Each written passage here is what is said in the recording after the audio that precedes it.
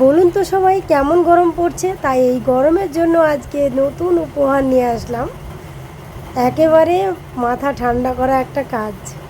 তো এখানে আমি বেল নিয়েছি, লেবু, চিনি আর বিট লবণ, আর এখানে 2 রকম জল নিয়েছি। একটা কোল্ড মানে একটা হচ্ছে ফ্রিজের পানি খুব ঠান্ডা, আর একটা নর্মাল। তো এখানে বেলটা আমি প্রথমে ফাটিয়ে নিচ্ছি। বেলটা অবশ্য পাকা হতে হবে। তো বেলটা আমার ফাটানো হয়ে গেছে। এবার আমি এই বেলটাকে কিভাবে ওই ভিতরের যে অংশগুলো তুলে নিতে হয় সেটা দেখিয়ে দিচ্ছি। এই যে এইভাবে চামচে করে একেবারে কুড়ে নিতে হবে। নিয়ে আমি একটা পাত্রে রেখে দিলাম। ঠিক তেমন করেই আর একটা অংশ আছে, সেটাও আমি ওইভাবে তুলে নিব। তো এইভাবে তুলে নিয়ে উপরের অংশটা বা শক্ত অংশগুলো ফেলে দিতে হবে। আর এই বেলটা হচ্ছে ভীষণ মিষ্টি, এটা আমাদের গাছের বেল। তো অনেকে যদি গাছের বেল, বাড়িতে যদি গাছ না থাকে তাহলে বাজারেও কিনে পাওয়া যায়। আর এভাবে আমি কিছুটা নর্মাল জল দিয়ে দিলাম। দেওয়ার পরে এবার কিন্তু এই চামচটা দিয়ে আর কাজ নেই। চামচটা আমি সাইডে রেখে দিয়ে হাতটাকে পরিষ্কার করে ধুয়ে নিতে হবে।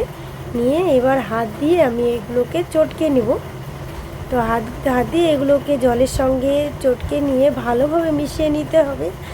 আর ওই যে খাকিগুলো, যেটা ওই যে মানে বীজ, তারপরে যে ছোবড়া ধরনের জিনিসগুলো থাকবে সেগুলো কিন্তু আমি ভালোভাবে চিপে তুলে নিব, ওগুলোকে ফেলে দেব। তো এইভাবে আমি বেলটাকে জলের সঙ্গে ভালোভাবে মিশিয়ে নিচ্ছি। আর এটা যত ভালোভাবে মেশানো হবে তত কিন্তু ভালো লাগবে।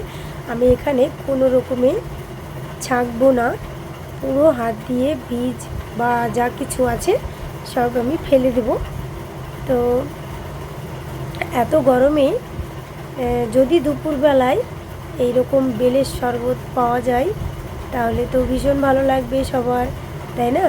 তো এখানে আমি বেলটাকে গুলে নিলাম অল্প জল দিয়ে। তারপরে এখানে আমি 1 কাপ মতো চিনি দিয়েছি। চিনির পরিমাণটা যে যেমন মিষ্টি খেতে পছন্দ করেন তারা সেই রকম মিষ্টি অবশ্যই দেবেন। তো এখানে আমি এবার চামচ দিয়ে ভালোভাবে চিনিটাকে গুলে নিচ্ছি। নেওয়া হয়ে গেছে। এবার আমি লেবু কেটে লেবুর রসটাকে আমি দিয়ে দিচ্ছি। তো এখানে আমি পুরো একটা লেবুর রস দিয়ে দেব। তো এভাবে দিয়ে আমি বেলের শরবতটা বানিয়ে ফেলবো। তো তার আগে এখানে এই ঘনত্বটা যে যেমন পছন্দ করবেন, কেউ যদি মনে করেন খুব পাতলা খাবেন তাহলে বেশি জল দেবেন, কেউ যদি মনে করেন যে না একটু ঘনত্বটা করবেন তাহলে কম জল দেবেন। তো আমি এখানে ফ্রিজের জলটাকে মিশিয়ে নিলাম। তো নেওয়ার পরে আমি এখানে ওই যে ছোটো চামচের 1 চামচ মতো বিট লবণ দিয়ে দিলাম।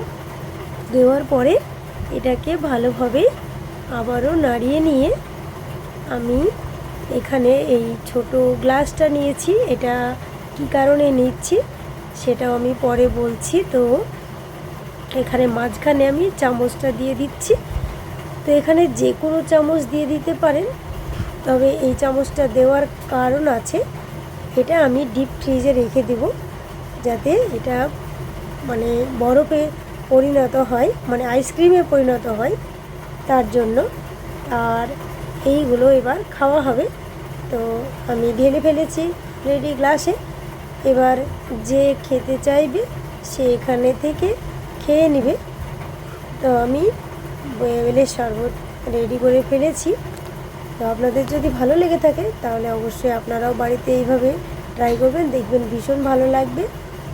আর এই যে আইসক্রিমটাও বানিয়ে ফেলেছি, কত সফটি এবং নরম। আর দেখুন, এটা চামচ দেওয়ার কারণ ছিল যাতে এইভাবে চাপ দিলে উঠে পড়ে।